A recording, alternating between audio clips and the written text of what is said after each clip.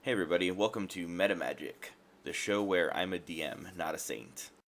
I'm feeling a little bit under the weather today, so I'm gonna try and edit out a lot of the coughs and horrible wheezing that you may hear, that you hopefully will not hear because it'll be edited out.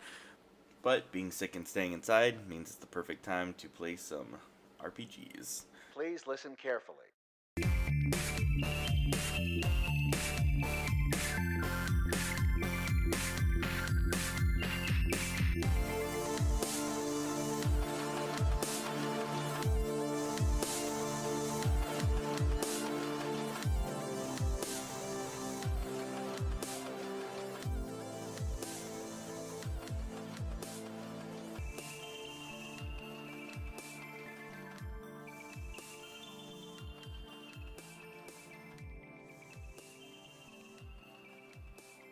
Today's RPG that we're going to be talking about is 7th Sea by John Wick Presents.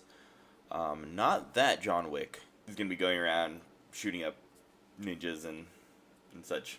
No, this John Wick, that's actually an important name that you should know. He's actually won several awards back in the 90s for RPG design and development. Also developed a little game that I really like called Legend of the Five Rings, which was actually I guess like a samurai RPG would be the best way to describe it.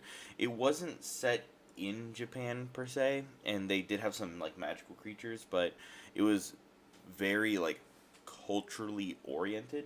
I'd love to do a whole nother show on that, where it's very realistic combat.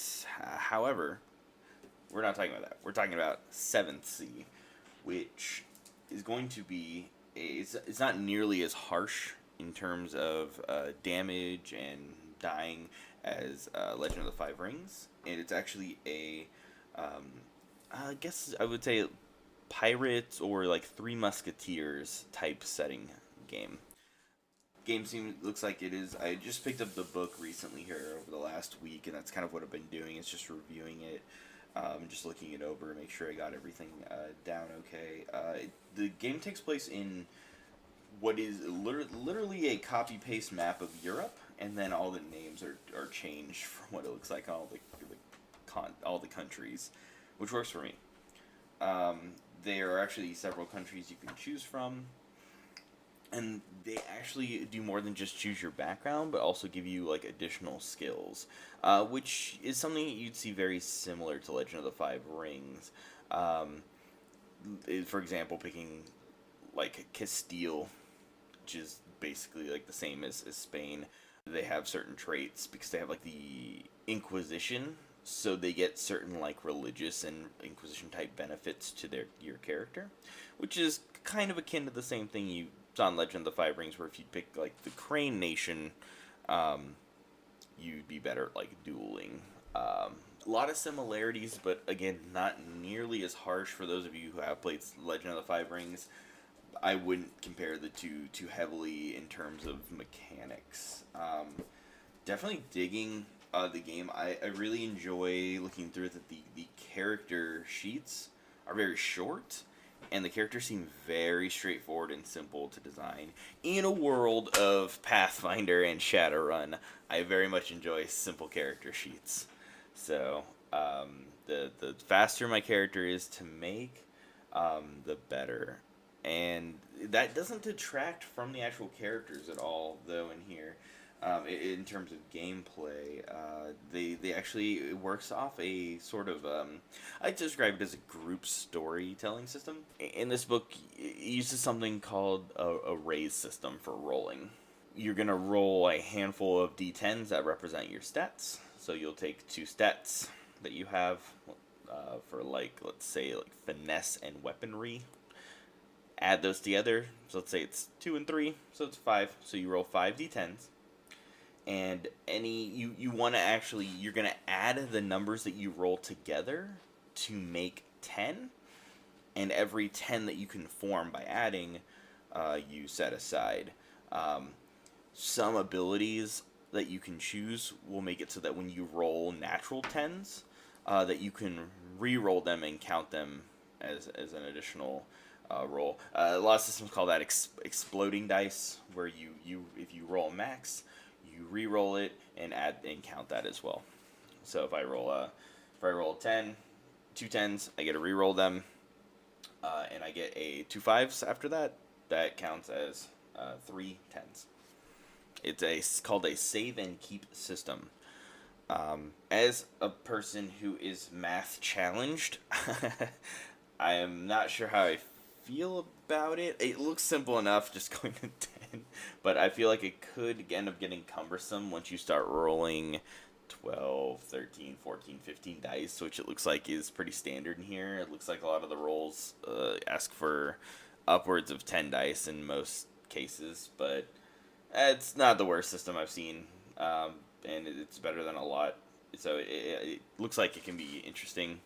I really like systems that use exploding dice. I just because it essentially can take away like the cap on your roll. And Legend of the Five Rings also used a similar exploding dice system that was a little bit more complicated than this one. But other than the dice system, let's talk about the setting a little bit. You actually play from a few different nations, and it does give you the option of sailing. And I was surprised to find it's a pretty straightforward sailing system.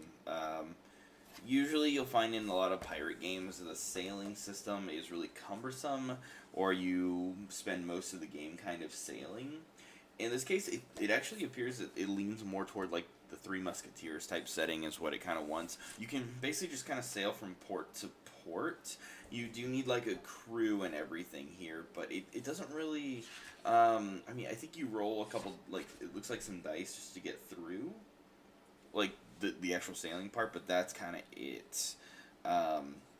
So they actually speed it up a lot, which is a big mistake a lot of pirate games make, is they make it all about the sailing, and it's really boring to do.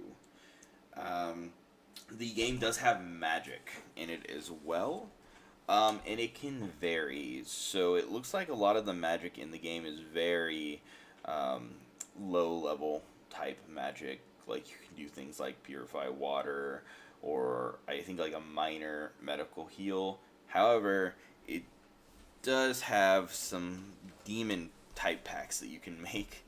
And that's where your magic really ramps up. But of course, doing that can have horrible consequences. Any game where you make a pact with any kind of demon, you should already know that that's just storyline-wise not going to end well for you. I'm looking at you, Warlocks, 5th edition. But, yeah, so it does have some sort of sorcery, but nothing that I think is too much for the game. It doesn't look like it really interferes with the setting too much. I know, like, Legend of the Five Rings had a lot of sorcery to it, which, considering how like realistic the game was trying to be in terms of like samurai culture and things like that, that was always kind of the biggest turnoff for me in Legend of the Five Rings. But in here, I'm digging it. I can stand a couple little spells here and there, especially when doesn't look like it's really much they put on the player. A lot of it looks like it's meant for like NPCs to kind of use. A lot of the player stuff looks like they want you to be a swashbuckler, or using like pistols and things like that. I mean, you can still use sorcery, but you are not going to be the 5th edition wizard going around doing lightning storms without some horrible kind of like pact or consequences for it. But you can always learn a couple, be handy. It looks like in this, they're kind of, there's no classes in 7th C, which I feel the need to mention because it's all open character creation, similar to kind of Shadowrun, but much more simplified, where you can basically just stack abilities, more or less. The book just has you pick out different traits and abilities for your character. You get pick like 5, it's a point system for traits. You get like 5 points for the first set, 10 points for the next set. Something similar to that.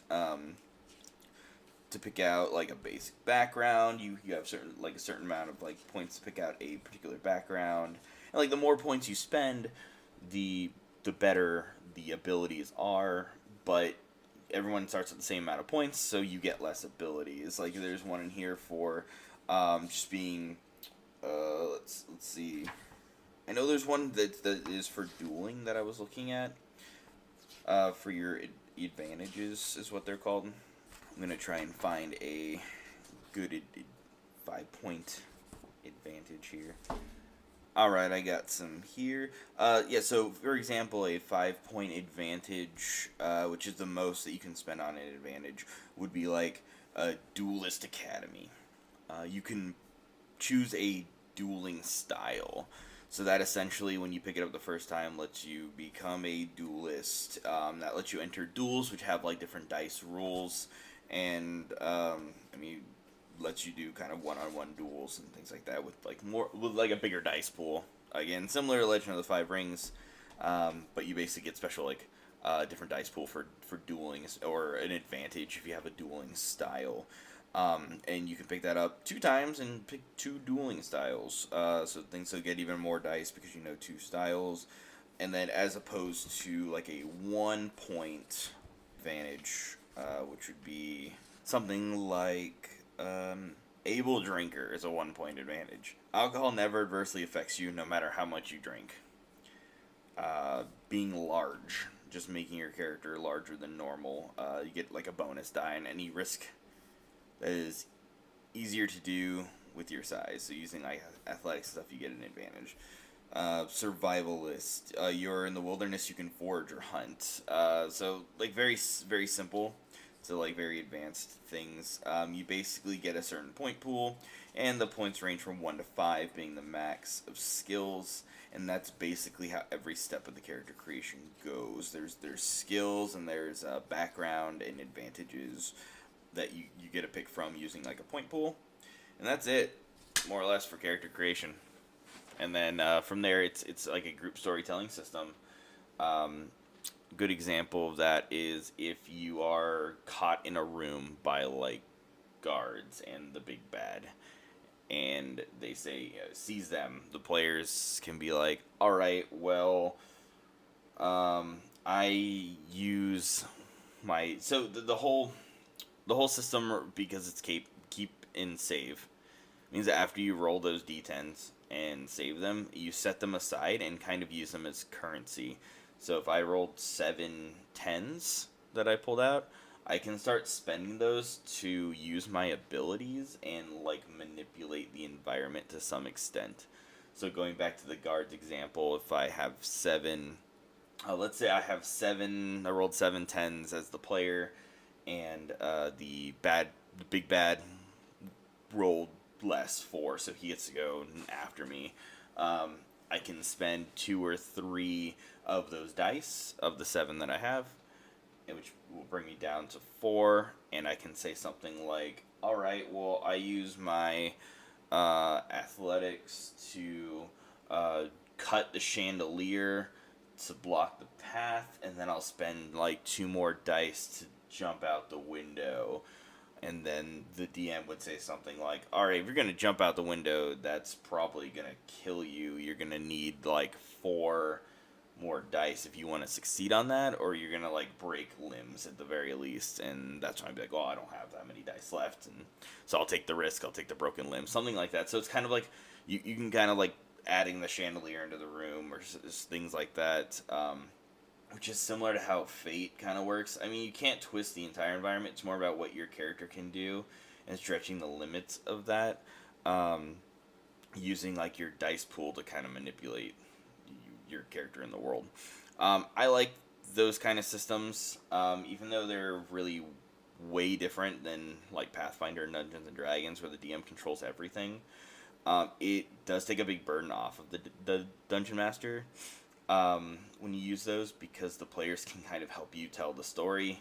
You still have to write and outline something, but it's a lot more malleable, which can be hard for newer DMs, because the players it's way easier to go off track. The other nice thing from a DMing perspective is that when you're doing character creation, you actually pick like motivation. So in order to level up those skills and stats that you pick at the very beginning, you have to write a story as a player, which I think is really interesting and really cool for me as a DM because it's less work that I have to do. Like, let's say if I want to take my aim ability and raise it more points so I can roll more dice when I go to shoot someone. I have to do, let's say if it's level 1, I have to do a 2-part story. If it's like level 3, I have to do I think, no, it's one higher, so it's a 4-part story that I have to write. And how that works is, the book's example for it is like, I want to defeat my rival, so that's 1. I will track him down. That's 2. I will study his habits and whereabouts so that I can properly like understand the best way to defeat him. That's 3. And then step 4 would be like, I want to defeat my rival and take his position within the government for being better than him, or take his position, or take his treasure or something like that. That'd be 4. So once that story arc is complete, you get to level up your aim to level 4. And that's the DM's job, is to kind of work that in. So that would be something like, oh hey, the big bad shows up with his guards when you enter the room. So same situation. But the front of the guards is, player 1's rival. And the big bad says something like, I'll leave you to it. I know you two have some unfinished business. And then that's when you'd be like, all right, player 2 and 3, go after the big bad. I need to take care of this. So very like, very Man in the Iron Mask, Count of Monte Cristo type situations you can get into. Zorro also comes to mind in kind of the same setting. It's great. I really enjoy that. The thing is, anytime you want to level up a stat, that's how it has to be done. So if you want to level up multiple stats, you got to write multiple stories for yourself to do. You also got to let the DM know, and then the DM can work that into the main overarching story. Definitely takes a lot off the DM, but at the same time putting some different things on them, forcing character stories. All of them, I think, really have to be approved by the DM, which would make sense, because I could see that getting derailed really easily if you're not a strong DM or very, you really got to lay the rules down for this game on this one, so you got to be looking over character sheets and such. But yeah, I really enjoy, like, pirate settings. They're really hard to find in a lot of books because they're bad. They're not good. They're very forced, or very just kind of homebrewy, like a D20 modern for pirates. Things like that, where I'm like, it's not specifically made for pirates, but you could do pirates, and I'm like, alright, not preferable. I'd rather have something that personally, I'd rather have something that does the is written for the setting. It just comes out smoother. The games usually come out better, for the most part. So that's kind of my stance on playing, like, a lot of, like, I don't like to homebrew a lot of stuff. I don't like to rework the, like, 5e system to be, post-apocalyptic and things like that. I'd rather just get a game that has that system, like Savage Worlds or something. So there are lots of books out there, guys. There's no reason to put the work on yourself to reimagine something that probably already just exists, but you have to use different dice to do it, which it's not that bad. You can drop the D20 for a bit. It's okay. Everything's gonna be fine. No one's gonna get hurt. Everyone's gonna have fun. Unless you're playing Legends of Five Rings, then less people might have fun. But no, it's not that bad to use material. Use like the Fate superhero system. Use like the Savage Worlds, Deadlands, something for like Western. Use Shadowrun if you want to do more futuristic, or Cyberpunk 2020. There's lots of stuff out there for lots of different settings. Unless you're specifically like, I want to play Fallout, specifically just the Fallout setting, then that's on you. if you're gonna play like a movie or TV setting, which I get, people want to do that. That I don't really have as big of a beef about, as making just like I want to play Cyberpunk D&D 5th edition. I'm gonna rewrite 5th edition to be Cyberpunk and make my own Cyberpunk weapons and stuff.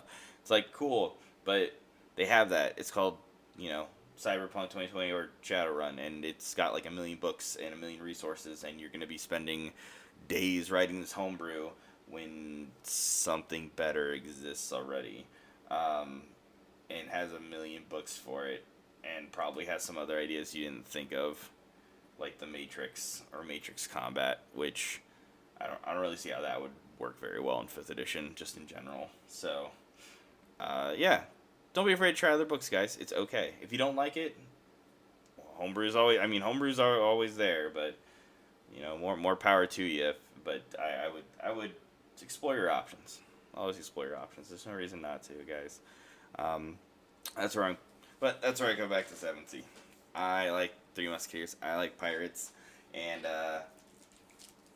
yeah, it's great. I think the only thing I haven't talked about yet is just the wounding system and how it works, it's really straightforward, which is why I'm barely even gonna mention it. It just runs on a track, similar to that's exactly I think how Shadowrun almost did theirs.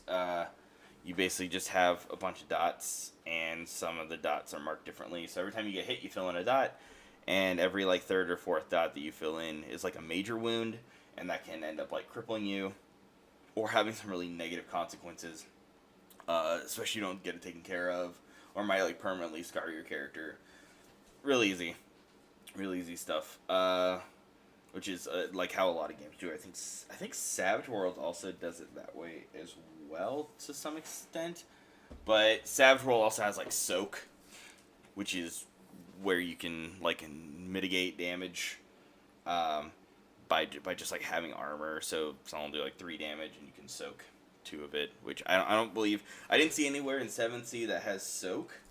It's okay. It's more about dodging or parrying because it's sword and gun combat. Soak is more gonna be for something where it has multiple bullets. I know Shadowrun also has a soak system as well, where your armor can basically soak up a couple bullets. I really don't recommend soak for games unless you are using automatic weapons, because that can get really out of hand really fast in terms of if you took all the damage you would die really fast. But no, 7th does great. I'm digging it. I definitely pick up this book. I got mine off of Amazon. You can actually buy it from John Wick Presents if you like as well. There are actually some other books already out for it. The other one is there are 2 nation expansion books that add in, or I don't know if it fleshes out or adds in more nations. I'm going to end up trying to pick up those books within the next couple of weeks. And I might mention it offhandedly in a follow-up. And then there is one other book that adds a desert region into the game, which I think is really cool because they actually add a lot more mechanics to the game as well. But it already has 4 books total, which is a great place to start. A lot of tabletops. A lot of them I hate books that only come out with 1 and never have any real expansions to them. So I like to buy lots of books, and I like when they have lots of books. So definitely pick it up. It'll be worth it. Your group will have fun, I promise. It's really easy to learn, really easy to teach, and it's only 1 book too. That was the other thing. The only book you need is the 7th book. There's no DM's guide, no monster manual for it. All the directions for creating any kind of magical monsters, like zombie skeletons, things like that. Normal pirate stuff. It's all in the book. So 1 book, and you can get several expansions from there. So I think that's all I can really talk about on here. I wish it was a more complicated system. I could say more about it, but it's really easy. So I gotta cut this episode probably a little short, just because. Yeah, hey, that works though. That's good. That's what we want. Easy game systems. It doesn't have to be complicated. It just has to be fun, right? So that would be 7th 2nd edition. Definitely going to be one of my favorites. It looks like here, just in terms of how easy it is to play. But yeah, that should do it for episode 2. Check us out on iTunes. We're on Stitcher now. Also on Google Play. You can like us there. Pretty much. And then I also do upload the podcast to SoundCloud as well. But because of the limits, I already pay for the website and the hosting for everything else. So I'm just going to be putting, I think it'll let me do like 4 or 5 episodes at a time. So only the newest things will be on SoundCloud, because I'm going to delete the old ones off there just to make sure there's another place for everybody to kind of find these things or find everything. So yeah, anywhere you can find podcasts, go ahead and like us on Facebook, Twitter, email us at metamagicpodcast@gmail.com. If you have any questions, again, I'm happy to do any kind of QA episodes in between the normal ones, or any comments, feedback, send them that way. You can send them either to my Twitter, which is @castmetamagic as well, or to the email. And as always, thanks for listening, and I hope I'll have an episode 3 out sooner than I did for episode 2.